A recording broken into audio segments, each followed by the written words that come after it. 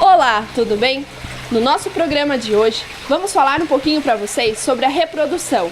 Alguns mitos e verdades sobre a reprodução das espécies. E hoje, para conversar com a gente no nosso programa, está presente o Dr. Emílio Fontana. Tudo bem, doutor? Olá. Tudo bem, Sabrina? Tudo jóia. Hoje, nós dois vamos bater um papo sobre a reprodução. Não perca!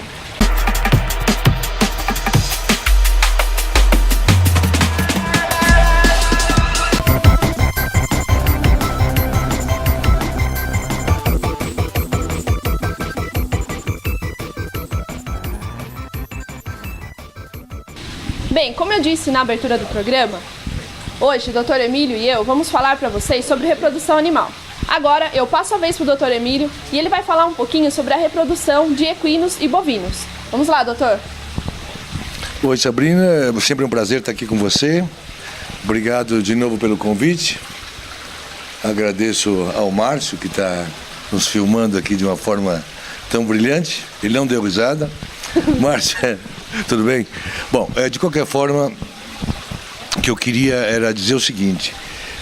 Quando nós pensamos no tema para falar de reprodução, a gente pensa o quanto importante é a reprodução para a nossa espécie. Ou seja, nós não estaríamos onde estamos tão evoluídos, se é que estamos tão evoluídos, há controvérsias, né? Com tantas guerras, com tantas coisas ruins, mas há quem pense que o ser humano evoluiu. Há uma corrente que acredita que o ser humano evoluiu ao longo desses milhões de anos e últimos milhares de anos. Então vamos partir do princípio que sim, evoluiu. Perdemos pelos, aprendemos a mexer com objetos, a fazer o fogo, a roda. Então, em tese, mesmo cometendo grandes erros no dia a dia, como se vê hoje, em pleno 2015, século XXI, parte do princípio que o animal bicho-homem, Homo sapiens, evoluiu. E evoluiu graças à relação sexual, graças à reprodução, graças ao macho reproduzir com a fêmea e criar um ser mais elaborado, mais preparado para aquela próxima etapa. Se isso não ocorresse, nós não íamos estar onde estamos.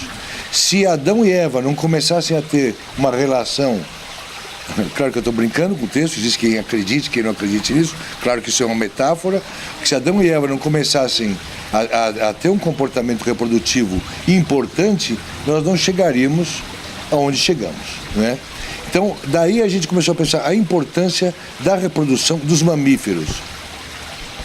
Então eu gostaria de começar agora voltando mais à questão do nosso dia a dia, que seria a reprodução de grandes animais. Que no nosso dia a dia o pessoal tem bastante dúvidas com relação ao período de cio da égua, de quanto em quanto tempo ela cicla, como deve ser feita a cobertura, se é interessante fazer uma cobertura natural, uma monta natural ou uma inseminação nos equinos, e o tempo de duração da gestação da égua, quanto tempo demora para nascer o potrinho. Eu acredito que essas sejam as principais dúvidas relacionadas à reprodução equina. Verdade, Sabrina, porque é um assunto que a gente mexe tanto e as pessoas, elas lidam tanto, por exemplo, a nossa cidade onde nós moramos, Porto Feliz, tantas pessoas têm equinos em casa, tem atividade forte de romaria, ou seja, nós temos uma equinocultura importante na cidade. Mas eu observo dúvidas que eu observava há 30 anos atrás, ou seja, as pessoas são um pouco teimosas e elas às vezes desligadas e sofrem com coisas elementares.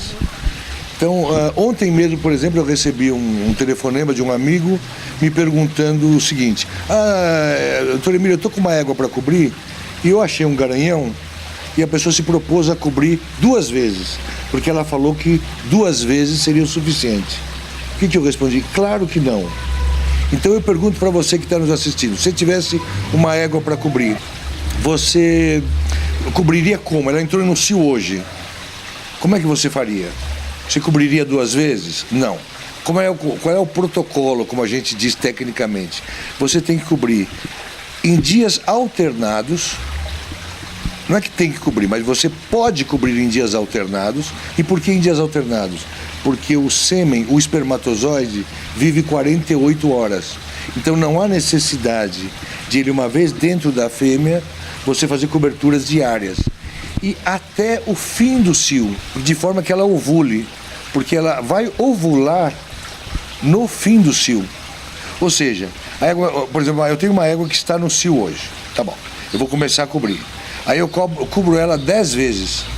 Hoje eu cubro 3 vezes, amanhã eu cubro 3, depois de amanhã 3.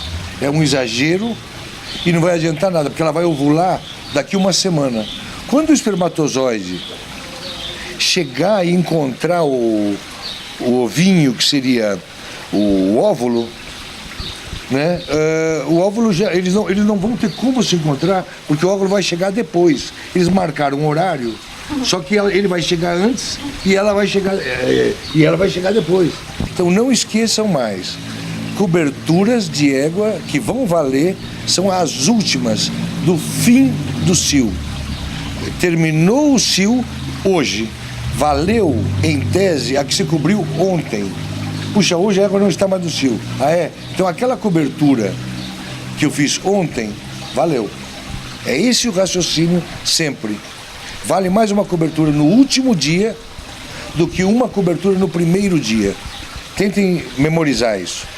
Muito legal, doutora, essa informação, porque realmente a gente percebe que o pessoal tem dúvidas e às vezes as pessoas vão muito pelo, o meu vizinho fez e deu certo, o meu amigo fez e deu certo, mas a gente tem sempre que lembrar de respeitar a fisiologia do animal. Então cada animal tem a sua fisiologia reprodutiva e nós devemos respeitar essa fisiologia, não tem como ir contra isso. Deus criou assim, quis assim, então assim tem que ser feito, tem que se respeitar a fisiologia reprodutiva dos animais. Deixa eu aproveitar, não te cortando, já te perguntar, e nos cães, como é que é? Bem, como é que é nos cães? Nos cães, as cadelas elas ciclam a cada 6 meses e o cio vai variar muito de acordo com o porte do animal. Também, animais de porte menor, eles têm um ciclo mais curto, um período de cio mais curto do que animais de porte maior. E geralmente também as cadelas elas ciclam, elas ovulam no final do cio. Então tem o período de sangramento da cadela e ela vai ovular apenas no final. Tanto é que quando quando a gente faz o cruzamento, quando você vai colocar a cadela para reprodução, ela só vai aceitar o cão no final do cio, porque antes ela não está apta. Ou seja, o animal sabe, de alguma forma, fisiologicamente, que se ela aceitar a cobertura naquele momento, não vai gerar filhotes porque ela ainda não ovulou. Quer dizer que quando ela está sangrando não é o ideal cobrir, então? Não é o ideal. Porque às vezes as pessoas pensam que o cão está sangrando, a cadela está sangrando. Eu preciso correr para pôr com o macho. Não funciona assim? Não funciona. Não funciona mesmo. O que você pode fazer nesse período é, de repente, colocar o macho junto com a fêmea para que eles tenham uma convivência anterior ao período da cópula, ao período da cruza, que cópula significa cruzar. Então seria legal de repente você apresentar esse cão para a cadela antes, não já chegar, ela parou de sangrar, eu vou cruzar hoje, então traz o cachorro correndo e daí a fêmea nunca teve contato com aquele animal, gera um estresse.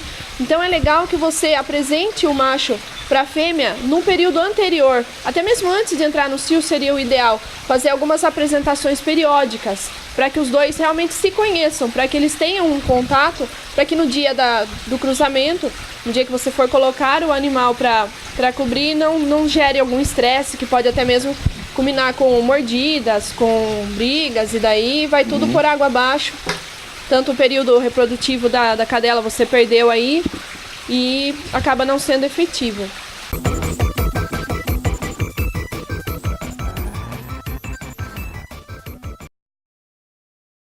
Você conhece o novo lançamento da Ouro Fino Saúde Animal? É a coleira antiparasitária para cães livre.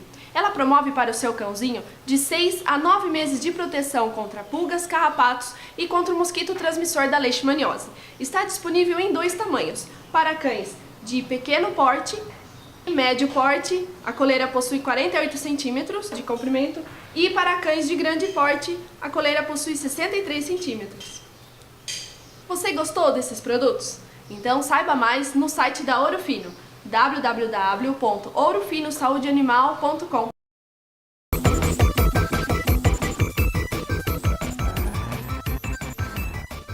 E pegando esse gancho que você está colocando de tempo de gestação, de comportamento e de ciclo estral e de cio que se colocou da cadela, eu queria fazer um pequeno parênteses com relação a bovinos. Então, bovinos também a fêmea bovina tem um comportamento estral muito interessante, que é assim, diferentemente da égua e da cadela, da gata, como você estava colocando, a fêmea bovina ela fica horas no cio, um dia por mês. É que aqui na nossa região o número de pessoas que lidam com bovinos hoje diminuiu. Quando nós viemos há anos atrás, nós tínhamos o maior número de fazendas e tal, então o know-how das pessoas era maior. Hoje, por exemplo, você vê que o pessoal domina pouco isso. Então sabe um pouco de éguas, mas você vai falar de vacas, elas ficam um dia no cio. Então, a grosso modo, são algumas horas. Então, e ela ovula, ela põe o ovinho dela no fim do cio. Então você tem um dia para cobrir. Então, uma égua, você pode ligar para a pessoa, vamos supor que você vai fazer uma inseminação, etc. Ela entrou em cio hoje, você tem aí uma semana, não digo uma semana, mas 3, 4 dias para começar os trabalhos. Uma vaca, não. Se o indivíduo me ligar hoje, doutor Emílio, precisa inseminar a vaca, precisa ser hoje. Né? Sendo bem técnico, a vaca que entrar no cio hoje tem que ser inseminada até amanhã cedo, e a vaca que entra em cio de manhã tem que ser inseminada no fim do dia. Isso é uma peculiaridade do bovino que o pessoal de hoje não está dominando. E aproveitar e fazer esse gancho com a inseminação, que é uma coisa muito elementar. O serviço de inseminação artificial está disponível e é uma coisa muito simples e barata que eu acho que as pessoas tinham que utilizar mais. Isso eu estou me referindo a bovinos. Em equinos a gente usa, eu faço inclusive, a inseminação a fresco, em alguns casos. Coleta do macho e insemina a fêmea, inseminação a fresco. Em bovinos a gente usa muito congelado. Se faz inseminação em cães e gatos? Sim, doutor. Apesar do pessoal não saber muito, a inseminação em cães e gatos, principalmente em cães, a inseminação em cães, ela vem crescendo ultimamente. Existem pessoas já trabalhando só com isso, pessoas que trabalham com inseminação e veterinários, inclusive. E ela é importante principalmente para algumas raças que não conseguem fazer a cópula sozinhos. Como, por exemplo, o caso do Bulldog inglês, que no bate-papo anterior aqui nós estávamos comentando, o doutor comentou comigo, que o Bulldog inglês não consegue se reproduzir sozinho. Então, precisa da manipulação humana. Precisa que alguém retire o sêmen do macho e introduza na fêmea, para que eles consigam se reproduzir. Então, a inseminação ela é até importante também em sistemas conservacionistas, como, por exemplo, em zoológicos, onde você quer ter uma conservação das espécies, e daí você propicia isso. Você consegue trazer o sêmen de um animal mais distante para poder inseminar o outro animal que está naquele lugar, para garantir uma variabilidade genética, que é legal, e também para garantir a preservação das espécies. Então, a inseminação vem com esse intuito também. Tanto a reprodução para fins de esporte, como no caso dos equinos, tanto para reprodução nesse sentido, quanto para a preservação de algumas espécies. Me parece que a inseminação é um dos instrumentos hoje, independente da transferência de embrião, outros avanços na medicina veterinária, mas a inseminação artificial foi um grande passo, porque hoje você pode pegar o sêmen de um tigre de Bengala, mandar por avião para inseminar uma fêmea aqui sei lá, em Campinas. E o transporte é viável, é simples, é feito com nitrogênio líquido, conservado, e isso dura uma eternidade. Quer dizer, eu tenho sêmens estocados na minha clínica com mais de 30 anos e estão intactos. Né? Então, me parece que é muito importante.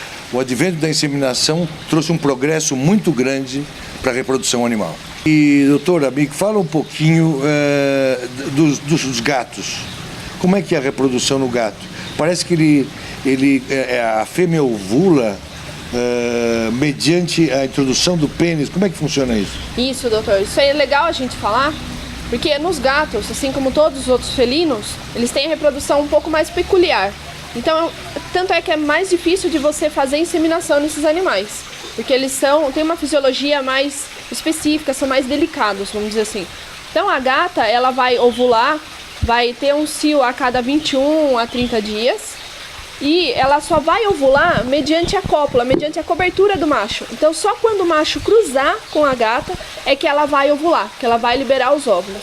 Bem, vamos finalizar esse bloco sobre a reprodução. E não perca, no próximo bloco, eu e o Dr. Emílio vamos estar falando um pouco sobre alguns mitos e verdades da reprodução.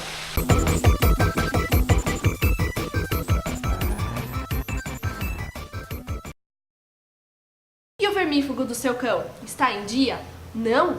Então vermifugue com Top Dog, que é um vermífugo palatável da Ouro Fino, que combate e controla vermes internos de cães, atuando contra vermes redondos e vermes chatos. Top Dog é também indicado para o tratamento da giardíase e está disponível em 3 diferentes tamanhos: 2,5 kg, 10 kg e 30 kg.